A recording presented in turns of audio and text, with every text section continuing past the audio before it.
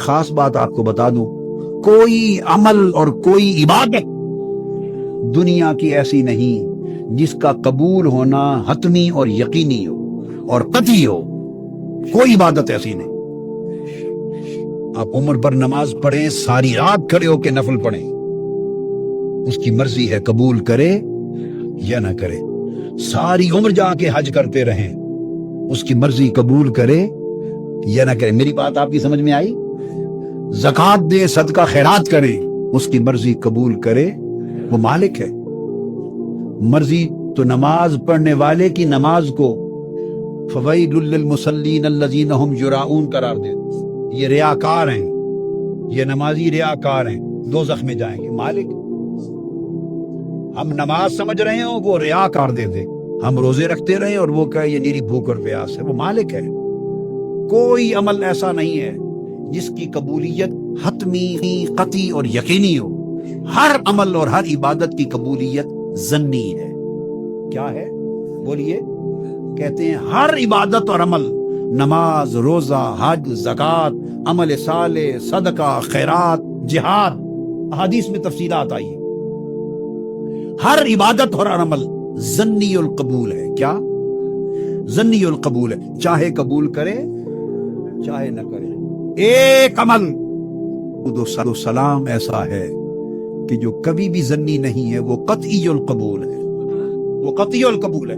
ادھر درود پڑھنے والے نے درود و سلام پڑھا، اسی لمحے قبول ہو گیا. درود و سلام یاد رکھ لیں، کسی کا بھی رد نہیں ہوتا. کسی کا بھی رد نہیں ہوتا. کسی فاسق و فاجر کا بھی رد نہیں ہوتا. کسی فاسق و فاجر کا، بڑے سے بڑے گناہگار کا بھی ہر عمل رد ہو سکتا ہے، درود و سلام رد نہیں. کیوں؟ کہ درود ہے کیا؟ درود ہے اللہ تعالیٰ حضور پر درود بھیج، اس کو درود کہتے ہیں. اللہم صلی علی سیدنا محمد وعلی آل محمد. درود یہ ہے کہ اے اللہ حضور پر رحمتیں بھیج اور حضور کی آل پر رحمتیں بھیج. بس اس کو درود کہتے ہیں. عمل کیا ہے؟ آپ نے کہا اے اللہ حضور پر درود بھیج، رحمتیں برکتیں بھیج. یہ جو آپ نے کہا یہ درود ہے. اب یہ رد ہو سکتا ہے؟ وہ تو کہتا ہے تم پیدا نہیں ہوئے تھے، میں تب سے بھیج رہا ہوں اور بھیجتا رہوں گا، میں بھیجتا ہوں. تو آپ نے وہ عمل کیا جو عمل خود خدا کر رہا ہے. ہر عمل اس لیے رد ہو سکتا ہے کہ اس عمل کا عامل خدا نہیں ہے. درود اس لیے رد نہیں ہوتا کہ اس کا عامل خود خدا ہے. اس کا عامل خود خدا ہے. اس لیے یہ قطعی القبول ہے. قطعی القبول. تو گویا کوئی ایک عمل تو ایسا پلے ہو جس کے بارے میں یقین کے کہتے ہیں کہ یہ رد ہونا ہی نہیں ہے، اس پر فخر کرو، یہ رد نہیں. تو ہمیں فرمایا، آقا علیہ السلام نے ہمیں فرمایا، حکم دیا اللہ پاک نے کہ درود بھیجو میرے مصطفیٰ کی بارگاہ میں. یہ خدمت ہے، نوکری ہے، محبوب کی نوکری ہے. اور اس کا جواب آقا علیہ السلام نے 7 ارشاد فرما دیا. فرمایا من صلی علیہ واحدتن صلی اللہ علیہ بہا 10 مرات. جو مجھ پر ایک بار درود بھیجتا ہے اللہ اس پر 10 بار درود بھیجتا ہے. اب اس میں ایک اور تیسرا نقطہ بڑا توجہ طلب ہے. تیسرا وہ یہ کہ ہمیں جب حکم دیا اللہ پاک نے کہ یا ایھا الذین آمنوا صلوا علیہ وسلموا تسلیما، ایمان والو حضور علیہ السلام پر درود بھیجو اور سلام بھیجو. ہمیں حکم دیا نا کہ تم درود بھیجو. جب یہ حکم دیا جائے کہ درود بھیجو، جب اس نے حکم دیا کہ میری عبادت کرو، میری عبادت کرو، میری نماز پڑھو، تو آپ کھڑے ہوتے ہیں اور آپ نماز میں الحمدللہ پڑھتے ہیں اور کہتے ہیں ایاک نعبد و ایاک نستعین. اے اللہ ہم تیری عبادت کرتے ہیں، ہم تیری ہی، بولیے کیا کہتے ہیں؟ ہم تیری ہی عبادت کرتے ہیں. تو کہتے ہیں نا، اس نے حکم دیا نماز پڑھو، میری عبادت کرو، ہم کہتے ہیں باری تعالیٰ ہم تیری ہی عبادت کرتے ہیں. اس نے کہا یا ایھا الذین آمنوا صلوا علیہ وسلموا تسلیما، ایمان والو مجھ پر درود بھیجو، میرے محبوب پر درود بھیجو اور سلام بھیجو. جب یہ حکم دیا تو ہمارے اوپر درود واجب ہو گیا، فرض ہو گیا. اب چاہیے تھا کہ ہم بھی جواب میں یوں کہتے کہ یا رسول اللہ ہم آپ پر درود بھیجتے ہیں۔ طریقہ یہی ہے نا، ہمیں حکم دیا تھا، ہمیں حکم دیا کہ تم درود بھیجو۔ بات سنو، فرمایا ان اللہ و ملائکتہ یصلون علی النبی، اللہ نبی پر درود بھیجتا ہے، جیسے اس کی شان ہے، جیسے اس کا منشا ہے وہ بھیجتا ہے، اور فرشتے بھی بھیجتے ہیں جیسے ان کو اللہ نے توفیق دے رکھی ہے۔ اب ان دو درودوں کے بعد حکم دیا یا ایھا الذین آمنوا صلوا علیہ، ایمان والو تم بھی حضور پر درود بھیجو اور سلام بھیجو۔ اب چاہیے تھا، ہمیں حکم ہے نا کہ ہم بھیجیں، تو چاہیے تھا کہ اب درود یہ ہوتا کہ یا رسول اللہ ہم آپ پر درود بھیجتے ہیں، انا نصلی علیک یا نبی اللہ، نحن نصلی علیک یا رسول اللہ، نحن نصلی، یہ پڑھنے والا کہتا انا اصلی علیک یا نبی اللہ، میں آپ پر درود بھیجتا ہوں یا رسول اللہ، ہم آپ پر درود بھیجتے ہیں یا رسول اللہ۔ یہ چاہیے تھا نا، حکم جو دیا کہ صلو علیہ، میرے محبوب پر درود بھیجو، آ گیا حکم۔ اب درود کیا ہے؟ جو درود سکھایا گیا، درود کیا ہے؟ درود ہے، اس نے کہا میں تو بھیجتا ہوں محبوب پر، فرشتے بھی بھیجتے ہیں، اب ایمان والو تم بھیجو میرے حبیب پر۔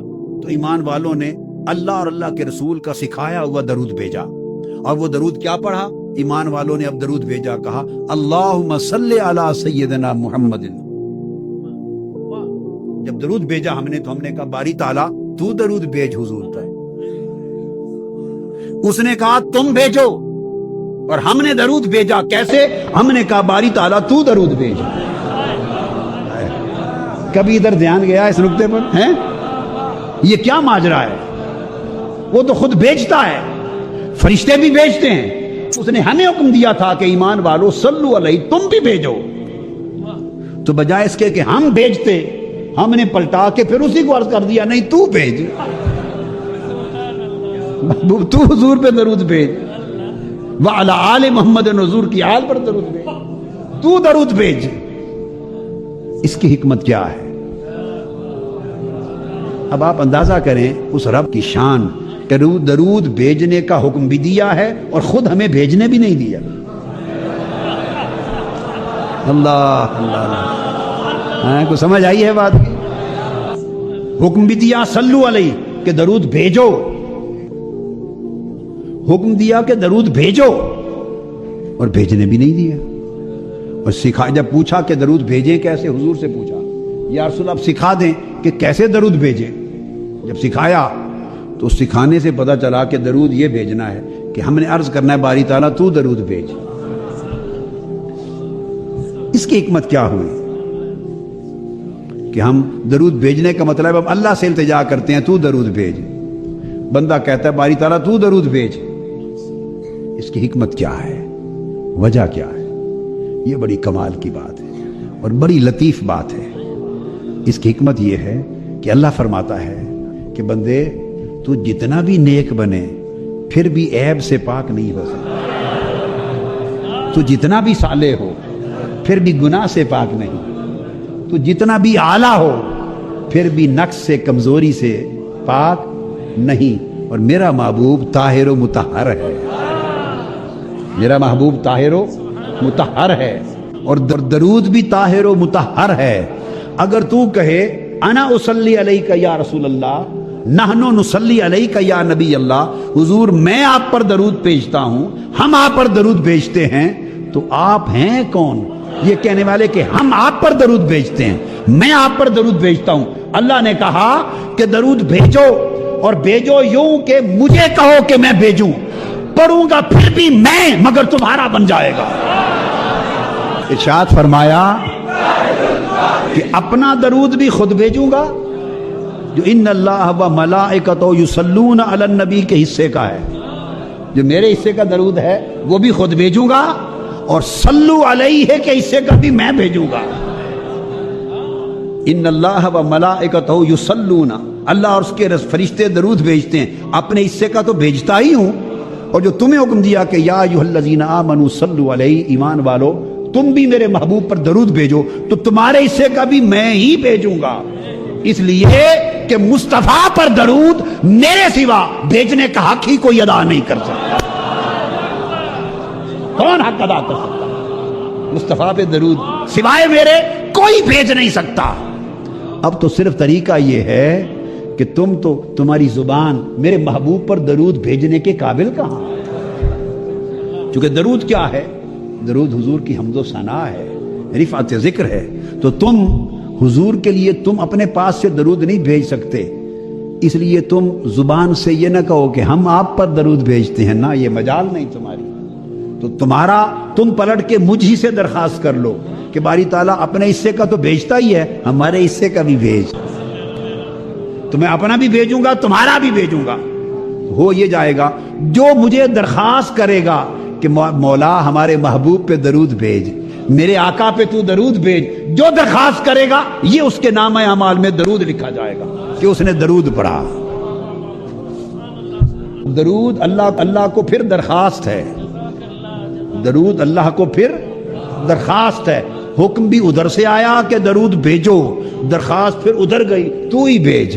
ہمیں کیا معلوم کیا کہنا ہے؟ ہائے ہائے مالک، ہمیں کیا معلوم کیا کہنا ہے؟ ہم کیا جانے ان کی شان کیا ہے؟ ہمیں کیا خبر ان کا مقام کیا ہے؟ ہمیں کیا معرفت کہ ان کی عظمت کیا ہے؟ ہمیں کیا آگہی کہ ان کے مقام کی رفعت کیا ہے؟ ہمیں کیا خبر کہ ان کا جلال کیا ہے، ان کا کمال کیا ہے، ان کے خصال کیا ہیں، ان کے نوال کیا ہیں، تیری ان پر شفقتیں کیا ہیں، لطافت و کرم کیا ہے، عنایتیں کیا ہیں، ان کی بلندیاں کیا ہیں. ممکن ہے ہم اپنی طرف سے تعریف کریں اور وہ ان کی نقص شان ہو جائے. ہم اپنی طرف سے تعریف کریں اور وہ ان کی تنقیص ہو جائے، ان کی شان کے منافی ہو جائے.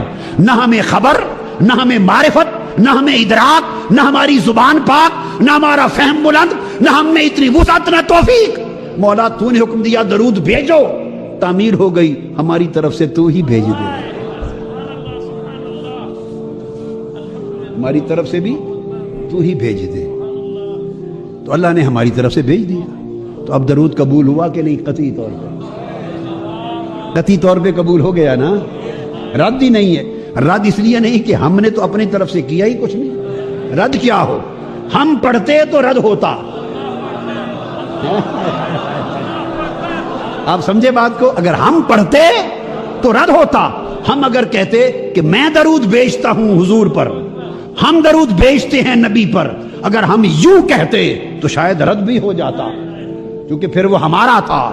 اب تو وہ جو ہم پڑھ رہے ہیں وہ ہمارا ہی نہیں ہے، وہ تو خدا کا ہے.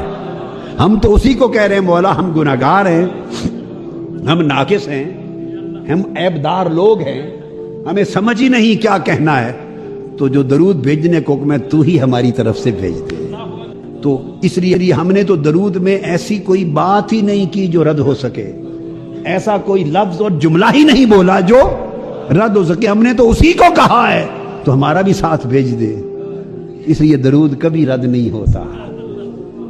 گوشہ درود والو، درود کبھی رد نہیں ہوتا.